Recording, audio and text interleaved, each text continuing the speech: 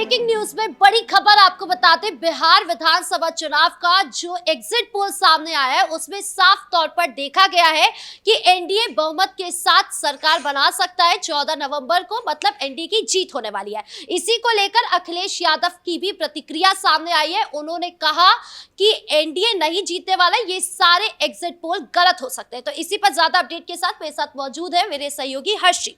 Sir, exit poll एक गलत हो सकता है, दो गलत हो सकता है, तीन गलत हो सकता है, लेकिन सारे एग्जिट पोल यही दिखा रहे हैं कि एनडीए जीतने वाला है। देखिए, अखिलेश यादव को डर सता रहा है कि अगर एनडीए की सरकार बिहार के अंदर बन गई तो उसका इफेक्ट उत्तर प्रदेश में भी पड़ेगा और उत्तर प्रदेश में भी बीजेपी की सरकार आ जाएगी।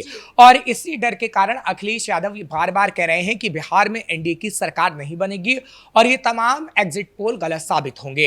हालांकि 2017 और 2022 के अंदर भी एग्जिट पोल को गलत होने की बात अखिलेश यादव ने कही थी, लेकिन वो एग्जिट पोल सही साबित हुए थे और उत्तर प्रदेश के अंदर बीजेपी की सरकार बनी थी। इसी तरीके से अगर बात बिहार की करें तो बिहार में एनडीए की सरकार बनने जा रही है। खैर, हम भविष्यवाणी नहीं कर रहे, हम बार बार इस बात को कहते हैं कि जनता का फैसला होता है और जनता 14 तारीख को क्या फैसला देगी ये तो वक्त ही बता पाएगा, क्योंकि जनता हालांकि फैसला दे चुकी है, लेकिन 14 तारीख को वो घोषित किया जाएगा कि आखिर जनता ने फैसला क्या दिया है चुनाव आयोग की तरफ से। और जनता का फैसला कहीं ना कहीं एनडीए के पक्ष में ही जाता हुआ नजर आ रहा है, जो एग्जिट पोल दिखा रहे हैं। देखिए, अखिलेश यादव की अगर हम बात करें तो अखिलेश यादव जब बिहार पहुंचे थे, आपने देखा था, और योगी आदित्यनाथ बिहार पहुंचे थे, तो दोनों के मुद्दे अलग थे। यानी योगी आदित्यनाथ के अलग थे और अखिलेश के अलग थे।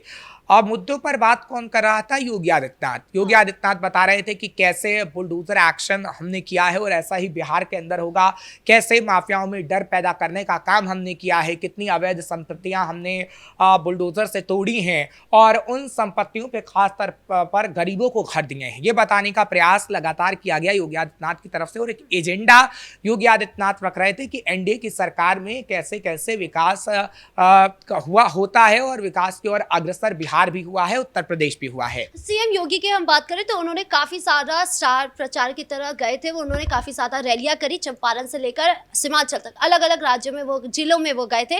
लेकिन जिस तरीके से उन्होंने यूपी में हिंदुत्व की बात करते, वही बातें उन्होंने बिहार में करी, जो एनडीए की जीत का एक फैक्टर बन सकता है। सीएम योगी ने कहा नक्सलवादियों को हटाया जाएगा, एनकाउंटर होंगे, जो भी होगा एक्शन लिया जाएगा उसी तरीके से जिस तरीके से यूपी में होता है, मतलब कानून का राज चलेगा, जंगल राज नहीं चलेगा। बिल्कुल, देखिए, योगी आदित्यनाथ ने वही बताने की कोशिश की है कि जैसे उत्तर प्रदेश में हम देख रहे हैं कि कानून का राज है, वैसे ही बिहार के अंदर भी कानून का राज है। चाहे कितना भी अपराधी बड़ा तंत्र हुआ अपराधियों का, उसे तोड़ने में कामयाब एनडीए की गवर्नमेंट रहती है और ऐसा हुआ भी है, चाहे बिहार के अंदर हो, क्योंकि बिहार के अंदर लालू राज तो आपने देखा ही था, लेकिन जब 2005 में नीतीश आए और जो स्थितियां बदली है बिहार की, वो कहीं ना कहीं दर्शाती हैं कि बिहार में भी चेंजेस हुए हैं।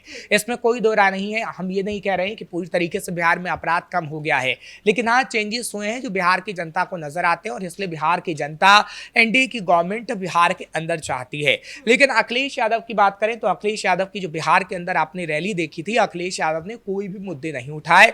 अखिलेश यादव की तरफ से बार बार प्रधानमंत्री नरेंद्र मोदी को टारगेट किया जा रहा था, योगी आदित्यनाथ को टारगेट किया जा रहा था। उन्होंने एक बात कही थी कि हम बिहार से भी बीजेपी का पलायन कर देंगे, उनको रहने नहीं देंगे। जिस तरीके से पलायन का मुद्दा उठाया था बेसिकली उन्होंने, तब उन्होंने कहा था कि हम बीजेपी को ही पलायन कर देंगे बिहार से।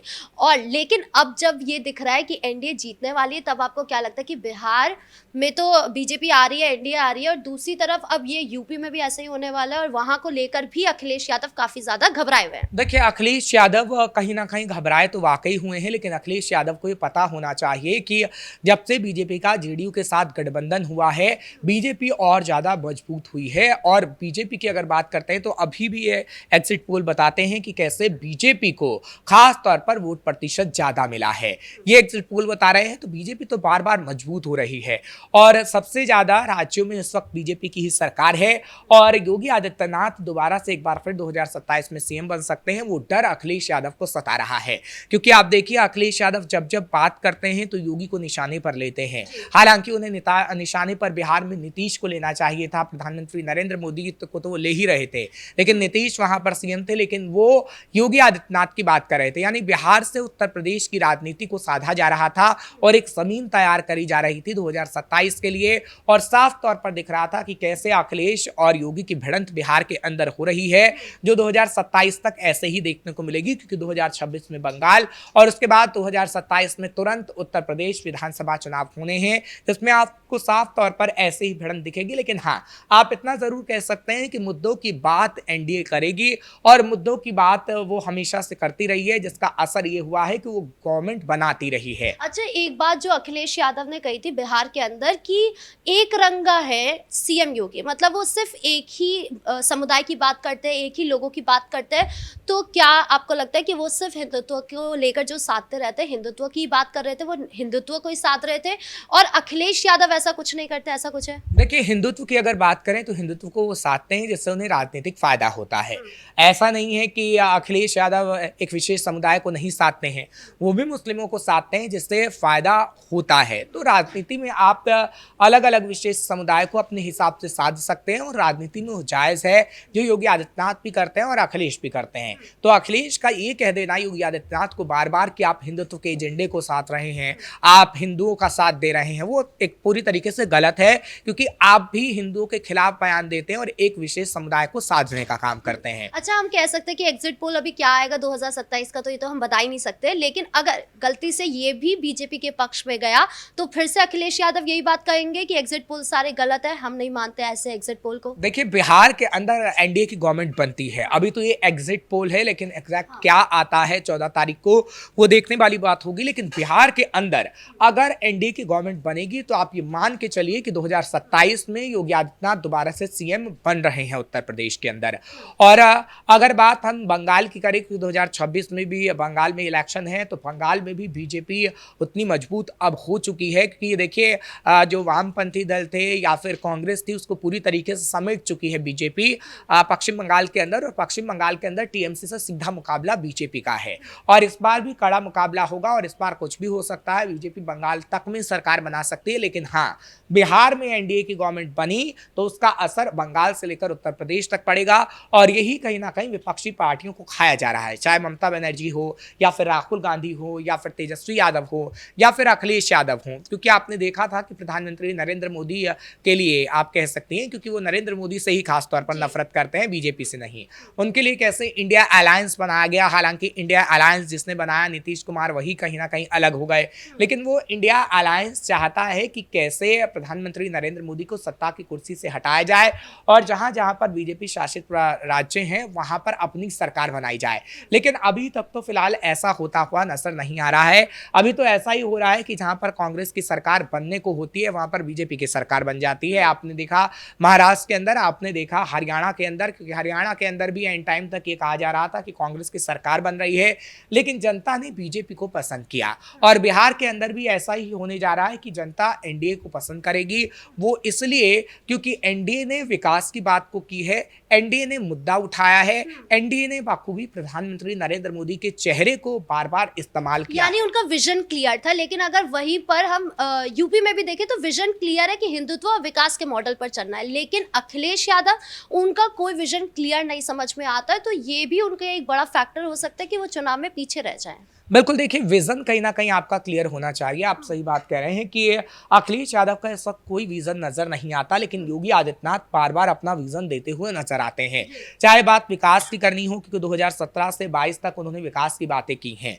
उसके बाद हमने देखा है कि हिंदुत्व का एजेंडा भी उन्होंने साधा है, इसमें कोई दो राय नहीं है। लेकिन विकास जितना उत्तर प्रदेश में हुआ है, जितना गरीबों के लिए काम हुआ है, जो पलायन करके जाते थे उत्तर प्रदेश से बाहर, अब उत्तर प्रदेश में ही उद्योग लगे हैं और उत्तर प्रदेश में ही हमने देखा है कि काम किया है।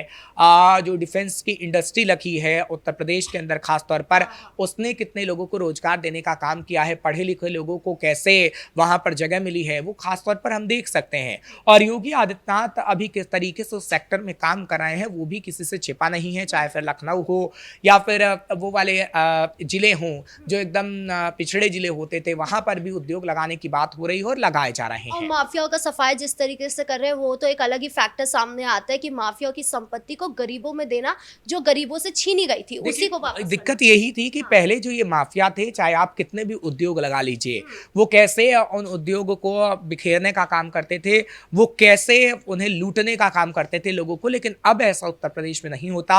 और अगर बिहार के अंदर आप देखेंगे एनडीए की गवर्नमेंट बनेगी तो उत्तर प्रदेश के अंदर भी बनेगी, और उत्तर प्रदेश में कहीं ना कहीं योगी आदित्यनाथ एक बार फिर सीएम बनेंगे। जी, इस मुद्दे पर ज्यादा जानकारियों के लिए आपका बहुत बहुत धन्यवाद। तो कुल मिलाकर जो एग्जिट पोल बिहार को लेकर आए हैं, उसको लेकर अखिलेश यादव काफी ज्यादा नाराज है। उनको ये पच नहीं रहा है, इसीलिए इस तरीके का बयान दे रहे हैं कि हम इस एग्जिट पोल को नहीं मानते। अब ऐसे में क्या रुझान आएंगे, क्या परिणाम आएंगे, ये देखने वाली बात होगी, जो कि 14 नवंबर को पता ही चल जाएगा। लेकिन इससे यूपी को लेकर भी साधा जा रहा है कि यूपी में भी इस तरीके से अखिलेश यादव बयान दे सकते हैं जिस तरीके से सीएम योगी काम कर रहे हैं। अब ऐसा होता है या नहीं, क्या होता है, ये देखने वाली बात होगी। ब्रेकिंग न्यूज में इतना ही। कैमरा पर्सन कुणाल के साथ मैं राधिका राज।